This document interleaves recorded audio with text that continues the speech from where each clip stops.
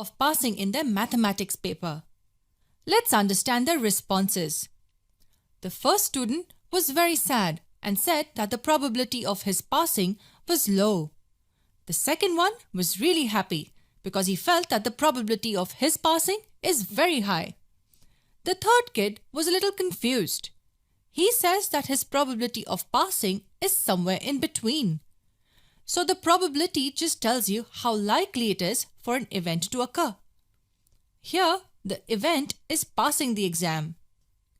In the first case, the likelihood of passing is not very likely. In the second case, the likelihood of passing is very likely. And here, the likelihood of passing is somewhere in between. But none of them are sure. They are just telling us what they feel and what is the most likely outcome. That's probability. What are the chances that a particular event will occur? How certain are you that it will occur? We talk in terms of probability all the time. This course covers many basic concepts needed for probability. We understand events that are equally likely and the ones which are not. We've taken some really simple examples to understand these concepts. We will also look at jargons like sample space, sample points, and events. Jargons used in probability. And we take the most common example of the roll of a dice. These are the 6 possible outcomes or possibilities. You can either roll a 1 or a 2 or a 3 and so on up to 6. Remember, you're rolling just one dice, so you will get any one of these 6 options. All these outcomes together form something called the sample space. And each outcome is called a sample point. 1 is a sample point, 2 is a sample point, 5 is a sample point, and so on. Now assume you're asked the probability of getting a number less than 3 at one throw of a dice. Look at the outcomes and decide. Which ones will result in a number less than 3? These 2 outcomes are the only possibilities. It can only be these 2 outcomes, 1 or 2. That becomes our event. These are the only 3 things you will use very often in probability. Let's review what we just learned. We saw what a sample space is. It can be defined as all possible outcomes. Then we saw what a sample point means. A sample point is one possible outcome.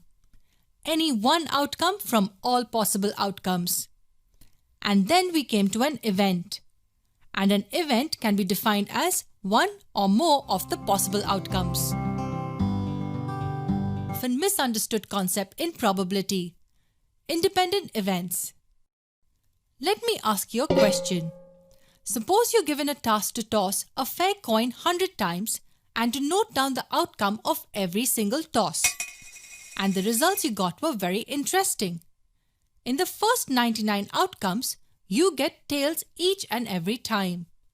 This is the data that's given to us. You tossed the coin 100 times and in the first 99 outcomes, you got tails every single time.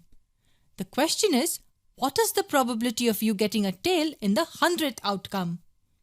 When you toss a coin the 100th time, what are the chances that you will get a tail? What do you think? Remember, it's a fair coin. Nothing wrong with the coin. Then what is the probability of getting a tail here? We know that the probability of the coin landing a tail at one throw of a dice is half. One way in which we can get a tail and 2 possible outcomes. So will it change for the 100th outcome? It will not change and it will still be half. You can either get a head or get a tail. This outcome is independent of the first 99 outcomes. You would probably feel that you got tails 99 times, the probability of getting a tail in the 100th toss is higher. The point is that the events are totally independent. The probability of getting a tail will always be half when a fair coin is tossed. The initial 99 outcomes do not affect the 100th outcome. Getting a tail 99 times was just pure coincidence. Each of these outcomes, tossing the coin the first time, the second time and so on are independent of each other. The probability of getting a tail, or for that matter even a head, in each toss will be half.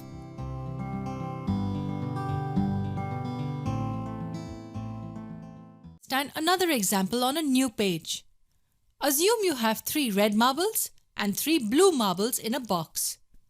Your task is to pull out 2 marbles out of these 6 marbles, one after the other.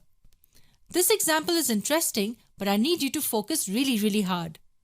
So there will be 2 cases here. First case, you pick the first marble out and then put it back and then take the second marble out. You take one out, put it back in and then pick the second marble. Let's talk about this case first.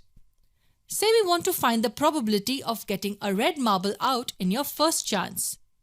Let's call it P of R1. There are 3 red marbles and 6 marbles in all. So the probability of getting a red marble is 3 by 6. The numerator tells us that we can pick a red marble in 3 ways, and the denominator tells us the total number of marbles. So you picked one red marble up and placed it back in. Now what is the probability of picking a red marble in your second chance? We call it P of R2. Since we placed the ball back in, there are 3 red marbles and 6 total marbles. So the probability still remains 3 by 6. It's unchanged. So these 2 events are called independent events. The probability does not change if the marble is replaced. It's because we have the same set of marbles we had originally. Now let's look at the second case. You pick one marble out and then pick the second one out without putting it back in. Now it gets even more interesting. Focus hard. In this case, we pick one marble, we do not put it back in, and then we pick a second marble. Now let's find the probability of picking a red marble in your first chance. It will be 3 by 6. You can pick a red marble in 3 ways out of the 6 possible marbles. So assume the red marble is taken out. But remember, this time it's not put back in the box. It remains outside. Now what is the probability of picking a red marble? There are 2 red marbles and 5 in total. So the probability of picking a red marble is 2 by 5. Did you observe what happened? We can see that the probability has changed if the marble is not replaced. So in this case, the events are not independent. Now forget the color of the marbles. You should know that if a marble is put back in, then the events will be independent as the sample space does not change for the second case. But if the marble is not put back in, then the sample space changes for the second event, which is why the events are not independent. The probability of second event actually depends on what marble you have picked first.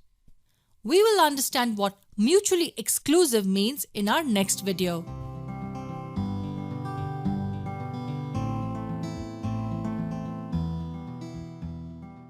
Toss. You will not believe how interesting it is. Think about it. When you toss a coin, it will either land a head or a tail. Either head or tail. All of us would agree that these are the only 2 possibilities. Suppose I ask you a simple question. What is the probability of the coin landing a head? This question asks us that if we toss a coin, what is the likelihood that the coin lands a head? How do we calculate it? Here's how. There is only one way in which you can get a head. The only way is if it lands a head. That's the first thing we had to find out to find this probability. The second thing we need to find out is the total number of possibilities. In total, there are only 2 possibilities, a head or a tail. This number in the denominator is actually all possibilities. These 2 cover all the possibilities since you cannot possibly get any other outcome. You either get a head or a tail. This tells you that out of the 2 possibilities, there is only one way in which this event can occur. So the probability of a coin landing a head is 1 by 2, which is 1/2.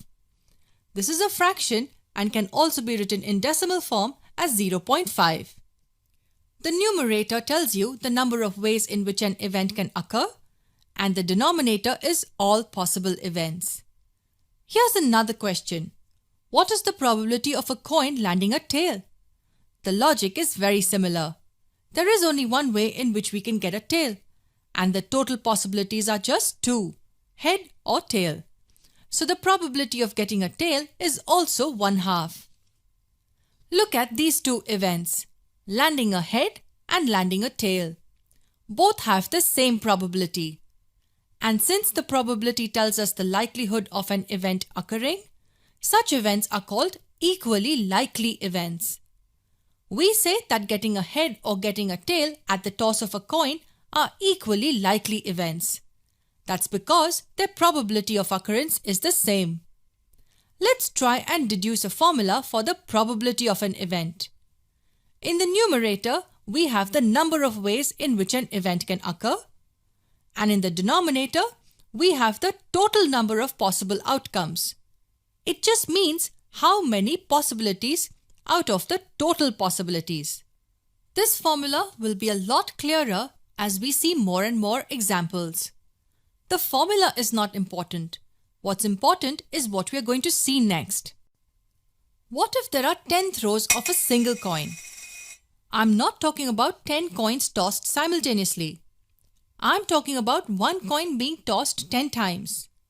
Since the events are equally likely, does that mean that after 10 throws, we will surely get 5 heads and 5 tails? This will not always be true. You may get 6 heads and 4 tails, or maybe 9 heads and a tail, or maybe even 10 tails. So what does this half essentially tell us? It tells us that if the process of tossing a coin is repeated many times, then we will get approximately the same number of heads and tails. So if you toss a fair coin 1,000,000 times, you will see that you would get almost the same number of heads and tails. Remember, the probability does not give you a perfect or a sure shot answer. It just tells you the likelihood of an event occurring.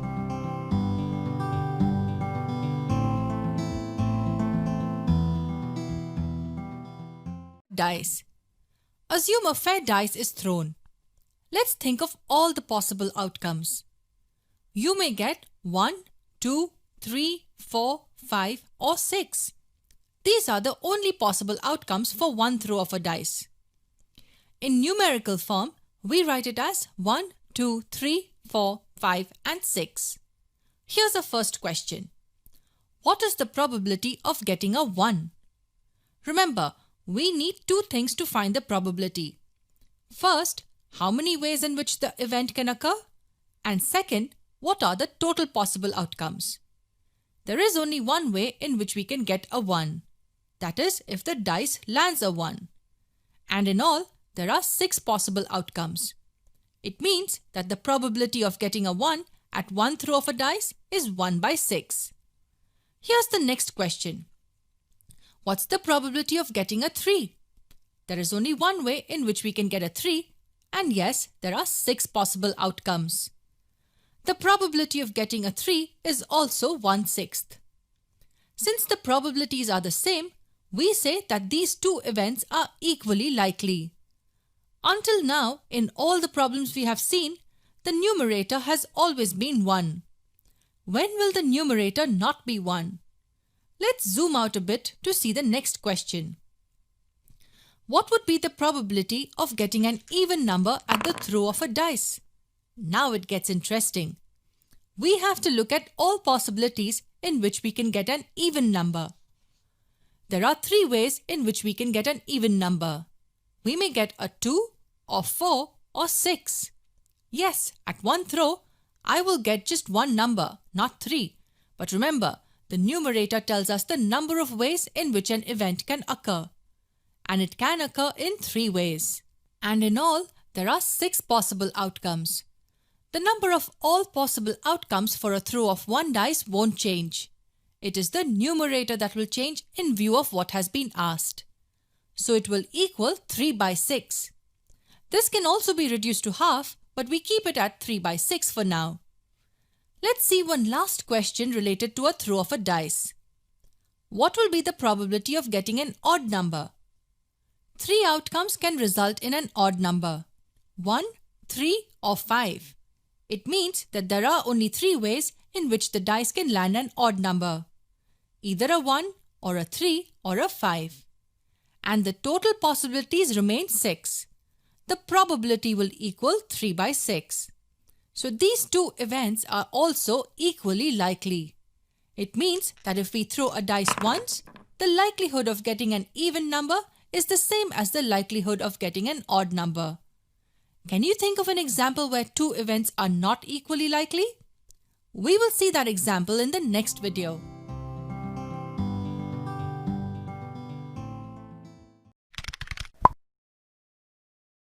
Let's think of a case where two events are not equally likely. Look at this set of numbers: 1, 2, 3, 4, 5, 6 and 7. Assume you have to choose one random number from this set. It can be any one of the 7 numbers. What is the probability of choosing an odd number? To know this, first we need to find the odd numbers in this set. These 4 are odd. You could have picked any of the 4 odd numbers: 1, 3, 5 or 7. And you would have chosen one number from these 7 numbers. So the probability will equal 4 by 7.